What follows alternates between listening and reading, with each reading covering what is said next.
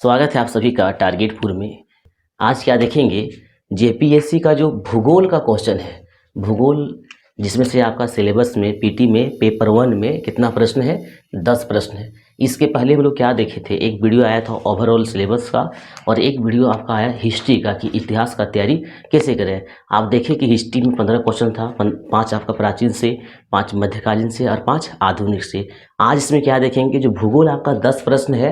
हालांकि यहाँ पे आप देख रहे हैं कहने का 10 प्रश्न है, जबकि लगभग 30 प्रश्न जो है से भूगोल से पूछा गया है। ठीक है, तो भूगोल का तैयारी कैसे करें, इससे पहले अगर आप चैनल में नए हैं तो चैनल को सब्सक्राइब करें, वीडियो को लाइक करें और ज़्यादा से ज़्यादा शेयर करें।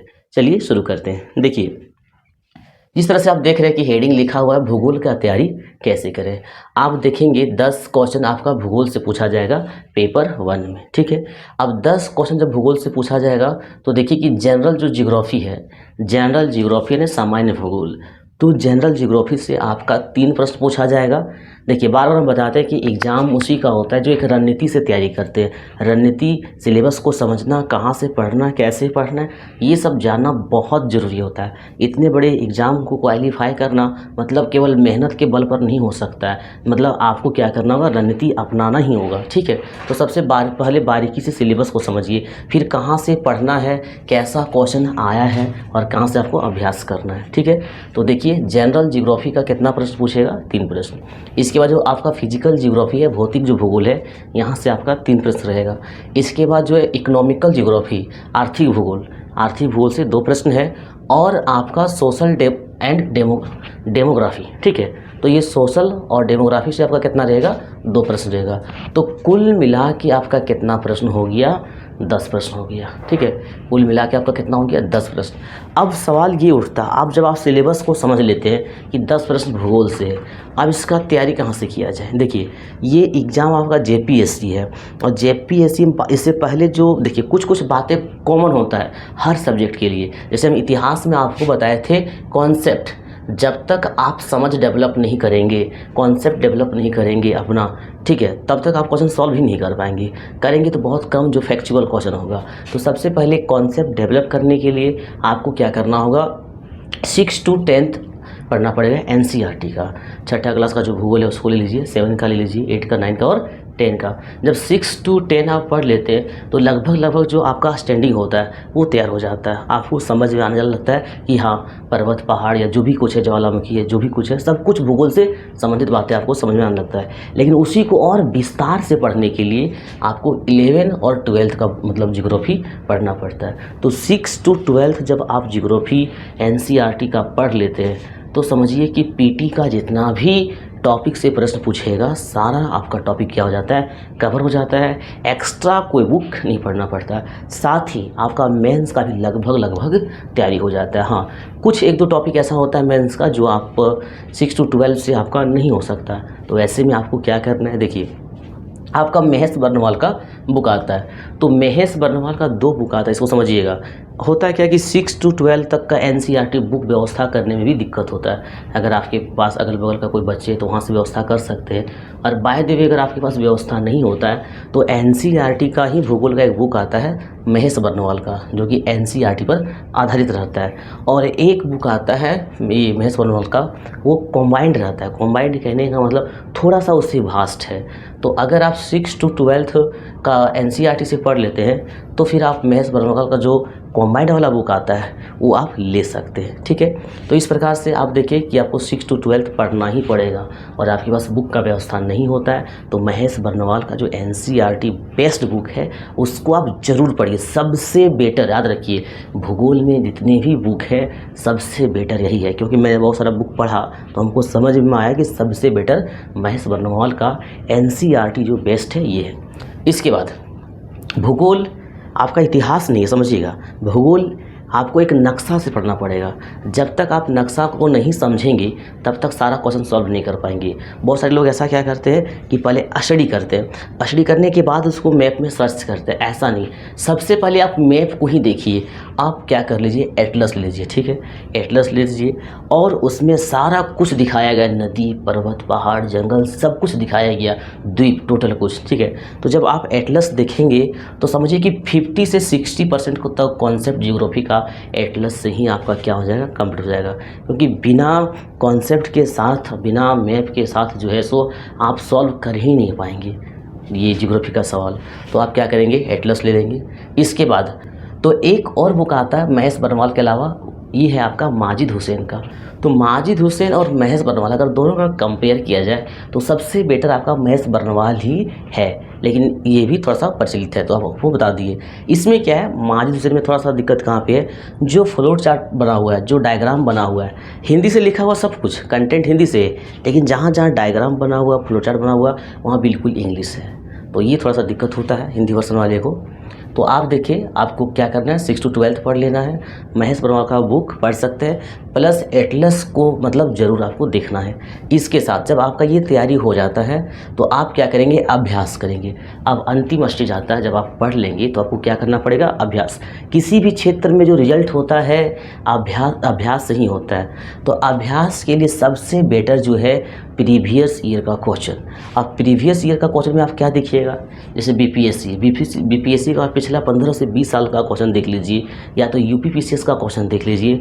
तो जो खास करके यूपीएससी का नहीं देखिएगा, यूपीएससी वाला क्या होता है कि बहुत डीप में पूछता है, स्टेट पीसीएस में वैसा कभी नहीं पूछा जाता है। हाँ, कुछ क्वेश्चन देख सकते हैं जो फैक्चुअल है, जो छोटा साइज का है, मतलब कहने का मतलब मोस्ट इंपॉर्टेंट जो है, बहुत डीप में उसको नहीं देख सकते। या तो हम कहेंगे यूपीएससी को छोड़ के अदर स्टेट पीसीएस को देख सकते हैं। या फिर एक बुक और आता है प्रीवियस का, घटना चक्र का।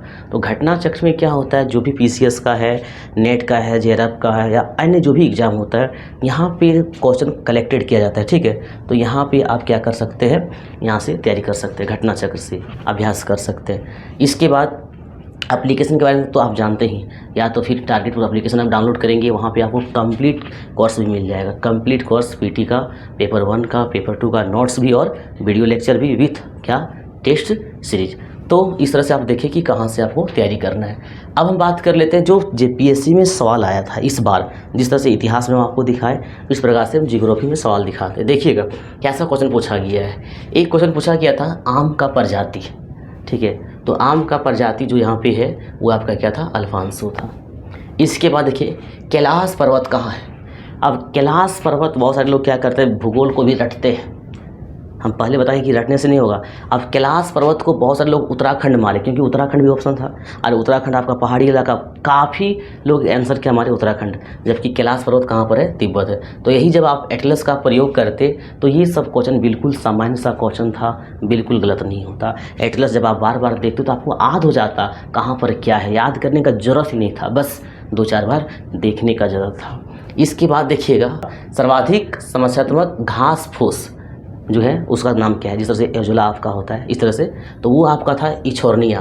तो आपको पहले बताएं, कुछ क्वेश्चन ऐसा होता है, 1-2 क्वेश्चन ऐसा होता है जो आपको कोई बुक में नहीं मिलेगा। हालांकि ये क्वेश्चन आपका है, माजिद में क्वेश्चन है आपका।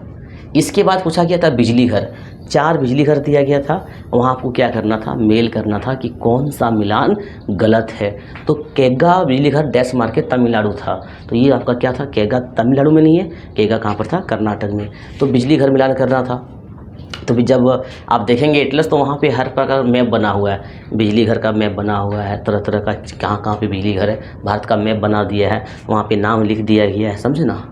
इसके बाद देखिए शहरी जीवन की विशेषता क्या नहीं है। तो इसका ऑप्शन ऐसा था कि खुद छट गया, शहर का विशेषता क्या नहीं, इसलिए इसको यहाँ पे नहीं लिखे हैं। इसके बाद देखिएगा सर्वाधिक घरेलू प्रदूषण किससे होता है, सर्वाधिक घरेलू प्रदूषण किससे होता है। तो ऑप्शन के अनुसार से सर्वाधिक घरेलू प्रदूषण जो होता है कोयला से होता है। कोयला लोग जलाते हैं घर में, हालांकि अभी एलपीजी मिल रहा है तो थोड़ा बहुत कम हुआ है, लेकिन फिर भी सर्वाधिक जो है प्रदूषण घरेलू क्षेत्र में होता है, किससे, कोयला से होता है। ऑप्शन इसलिए नहीं लिखे क्योंकि ऑप्शन लिखने में थोड़ा सा परेशानी भी ज़्यादा था।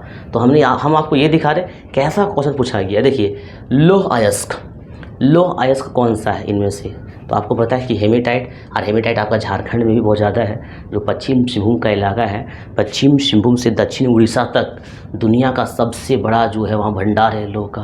तो हेमेटाइट किसका है? इसका लौह का, ये पूछा था। और देखिएगा सेम इस टॉपिक से था, या यहाँ पे देख रहे हैं ना क्या, जो आपका सोशल और डेमोग्राफी जो है, मतलब ज्योग्राफी से जो टॉपिक दिया है बिल्कुल उसी से पूछा गया है। तो बिल्कुल सिलेबस के अनुसार से आपको तैयारी करना है। तो दूसरी बड़ी जनजाति और पहली बड़ी जनजाति, ये दोनों पूछ दिया था। हाँ, जिसका गलत हुआ दोनों गलत हुआ, ठीक है, जिसका सही हुआ दोनों सही हुआ। तो दूसरी बड़ी जनजाति गोंड है और पहली बड़ी जनजाति कौन है? भील है। कुछ लोग पहला गोंड मारे तो दूसरा क्या हो गया? भील हो गया। तो यहाँ पर अक्सर ऐसा ही हुआ, किसी का दोनों सही हो गया है, किसी का दोनों गलत हो गया है। इसके बाद अगला क्वेश्चन है आपदा के उपाय। एक बात आपको बता देते हैं, सिलेबस में लिखा है जियोग्राफी से 10 प्रश्न, हमने यहाँ पे लिखा है 26, और हो सके एक दो और होता। तो देखिए जियोग्राफी से 10, फिर पर्यावरण से कुछ क्वेश्चन है, फिर इकोनॉमिक्स से कुछ क्वेश्चन है। तो इकोनॉमिक्स का बहुत सारा टॉपिक्स और पर्यावरण तो सब आपका भूगोल में ही क्या होता है, समाहित हो जाता है, ठीक है। तो देखिए आपदा के बाद का उपाय पूछा था, कोई भी डिजास्टर आता है उसके बाद का उपाय पूछा है। तो देखिएगा योजना, तो योजना पहले बना लिया जाता है, कोई भी आपदा का जो योजना है, पॉलिसी है, जो नीति, वो पहले बना लिया जाता है। इसके बाद है पूर्व चेतावनी, ये पूर्व चेतावनी, ये भी आपदा से पहले की बात है। मौसम खराब होता है वो पहले जानकारी दे दिया जाता है, अगर चक्रवात आने वाला वो पहले चेतावनी दे दिया जाता है। इसके बाद है क्षेत्रीकरण, क्षेत्रीकरण होता है जैसे कोई बाढ़ का इलाका है तो क्षेत्रीकरण हो गया, तो वो सब आपदा का पहले मतलब किया जाता है। लेकिन पुनर्निर्माण कब होता है? आपदा के बाद, बहुत कुछ जब विध्वंस हो जाता है, ध्वंस हो जाता है, तब उसका पुनर्निर्माण किया जाता है। तो क्वेश्चन क्या पूछा? आपदा के बाद का उपाय। तो बिल्कुल कॉन्सेप्ट का सवाल 50% था, और कुछ कुछ क्वेश्चन तो आप देख रहे हैं फैक्चुअल है। इसके बाद है सर्वाधिक, देखिए वनाच्छादित पूछा था। वनाच्छादित का मतलब क्या होता है? क्षेत्रफल के अनुसार जंगल सर्वाधिक, तो सर्वाधिक जंगल आपका मध्य प्रदेश में देखा जाए, लेकिन क्षेत्रफल के अनुसार, जैसे कि मिजोरम जो राज्य है, मिजोरम का जो क्षेत्रफल है उसमें लगभग कुछ परसेंट छोड़ के 10-15% छोड़ दिए तो 90% तो खाली जंगल ही जंगल है। तो ये हो गया आपका मिजोरम। इसके बाद पूछा था सर्वाधिक ऊर्जा, सौर ऊर्जा वाला विकास कहाँ हुआ है, किस राज्य में हुआ? तो ये आपका क्या था? राजस्थान होगा। सर्वाधिक सौर ऊर्जा का जो विकास हुआ था कहाँ हुआ था? राजस्थान हुआ। कुछ क्वेश्चन और है, देखिए टोडा, ये भी आपका इस टॉपिक से है, डेमोग्राफी से। टोडा जनजाति जो है कहाँ पाया जाता है? बहुत ही रिपीटेड क्वेश्चन है, लगभग पीसीएस या फिर रेलवे या अदर एग्जाम में भी पूछा गया है, ठीक है। तो प्रीवियस ईयर का जो होता है घटना चक्र जो होता है, आप अभ्यास जरूर कर लीजिएगा, और साथ ही पीसीएस का क्वेश्चन। तो टोडा कहाँ पर पाया जाता है? तमिलनाडु। अब ये क्वेश्चन देखिए वन, ये भूगोल में भी आ जाएगा, पर्यावरण में भी आ जाएगा, ठीक है। तो वन, पर्यावरण को संतुलन बनाए रखने के लिए कितना % जंगल होने की आवश्यकता है? तो ये कितना होगा? 33% होगा। तो बहुत ईजी कह सकते हैं कि जब आप एक रणनीति से, एक अच्छे प्लेटफॉर्म से तैयारी करेंगे तो रिजल्ट होना तय होता है। बृहत्तम बंदरगाह, देखिए भारत में कुछ 12 समथिंग बंदरगाह है, तो उनमें से बृहत्तम सबसे बड़ा हुआ, तो सबसे बड़ा जो है वो आपका कौन है? मुंबई है बंदरगाह में, जैसे लोग चाचा नेहरू या नहावसवा के नाम से भी जानते हैं। इसके बाद है हिंदी के बाद सबसे ज़्यादा बोली जाने वाली भाषा क्या था? तो वो क्या था? आपका बंगाली था। इसके बाद एक क्वेश्चन है सर्वाधिक सड़क घनत्व, तो सर्वाधिक सड़क घनत्व आप जानते हैं कहाँ पे है? केरल में। तो भूगोल का क्वेश्चन बहुत ईजी था, और इतिहास में तो देखिए आप एक भी क्वेश्चन आउट ऑफ सिलेबस नहीं था। तो जब कोई भी इंसान, कहने का मतलब कैंडिडेट जो है, सिलेबस के अनुसार से पढ़े और रेगुलर प्रैक्टिस करे तो रिजल्ट हो जाता है। देखिएगा एक क्वेश्चन ये है, आपको याद करना पड़े, चारा अनुसंधान संस्थान, तो इसको याद रखना था। ये आपका कहाँ था? झांसी में है। चारा अनुसंधान संस्थान कहाँ पे है? झांसी में है। इसके बाद देखिए लेटराइट मिट्टी के बारे में डायरेक्ट फैक्चुअल क्वेश्चन नहीं था, लेटराइट मिट्टी का विशेषता से संबंधित क्वेश्चन था, कूट में था। तो कूट में लिखने का जगह नहीं होने के कारण से मतलब यहाँ पे नहीं लिखे। आप कमेंट में बताएंगे कि भारत के किस राज्य में सर्वाधिक लेटराइट मिट्टी पाया जाता है, और लेटराइट मिट्टी में किस फसल की खेती होता है। चलिए, सर्वाधिक जो है जल का प्रयोग किस क्षेत्र में होता है? अब ये ऐसा क्वेश्चन दे के क्या कंफ्यूज कर दिया, युद्धों के क्षेत्र में, घरेलू क्षेत्र में, कृषि क्षेत्र में, किस क्षेत्र में होता है? तो याद रखिए वो कृषि कृषि क्षेत्र। आज भी इंडिया में कृषि क्षेत्र में मतलब जितना भी जल का उपयोग होता है, प्रयोग होता है, उसमें से 60% जल जो है कृषि क्षेत्र में प्रयोग होता है। इसके बाद है सर्वाधिक एक है ऋणात्मक जनसंख्या, ये आपका है डेमोग्राफी से, ये हो गया जनसंख्या जो आपका जनगणना 2011 में हुआ था, उससे क्वेश्चन है। ऋणात्मक जो है सो जनसंख्या किस राज्य में है? वृद्धि हुआ, तो नागालैंड, जब 10 साल जनगणना हुआ 1 से लेकर 2001 से लेकर 2011 में, तो हर राज्य में कुछ ना कुछ जनसंख्या बढ़ा, लेकिन नागालैंड एक ऐसा रहा जहाँ पे जनसंख्या 10 साल में बढ़ा नहीं, जनसंख्या क्या हुआ, डिक्रीज हुआ, मतलब घटा। इसके बाद एक क्वेश्चन पूछा था सर्वाधिक नगर किस में है, तो सर्वाधिक नगर जिस राज्य में वो आपका है तमिलनाडु, बट ऑप्शन के अनुसार से आपको सॉल्व करना था, तो ऑप्शन के अनुसार से सॉल्व करेंगे तो सर्वाधिक जो नगर है वो आपका क्या हो जाता, यूपी हो जाता। इसके बाद देखिएगा पौधे जो है सो नाइट्रोजन का किस रूप में लेते हैं, आपको पता होना चाहिए कि अब ये जो सवाल है ये पौधे नाइट्रोजन का किस रूप में लेते हैं, ये आपका साइंस का भी सवाल हो जाता है, जियोग्राफी का भी हो जाता है, पर्यावरण का भी हो जाता है। जैसे आपको पता होना चाहिए कि मान लीजिए कोई पौधा है, ये कोई पौधा है, ठीक है। अब मिट्टी में आप जानते हैं जो पौधे का जो जड़ होता है, जड़ में इस तरह से जो संरचना होती है उसको लोग लेग्यूबियम कहते हैं, और यहाँ पे एक जीवाणु होता है जिसको राइबोजियम कहते हैं। अब ये क्या करते हैं, वायुमंडल में जो 78% नाइट्रोजन है ये राइजोबियम यहाँ से ऑब्जर्व करते हैं मिट्टी में, और नाइट्रोजन को चेंज करते हैं किसमें, नाइट्रेट में। जैसे ही नाइट्रोजन चेंज होता है नाइट्रेट में तब पौधे उसका क्या करते हैं, प्रयोग करते हैं। तो याद रखिएगा कि पौधे कभी भी नाइट्रोजन का सीधा रूप नहीं लेता है, ठीक है, उसका कौन सा रूप लेता है, नाइट्रेट। तो ये क्वेश्चन पूछा था कि पौधे नाइट्रोजन का कौन सा रूप लेते हैं, ये हो जाएगा आपका नाइट्रेट। इसके बाद है मक्का, आलू और गन्ना कौन सा फसल है, ये फसल चक्र से था, तो एक वर्षीय है। इसके बाद है गेहूं का वैज्ञानिक नाम पूछा था, आप लोग कमेंट कीजिएगा गेहूं का वैज्ञानिक नाम क्या है।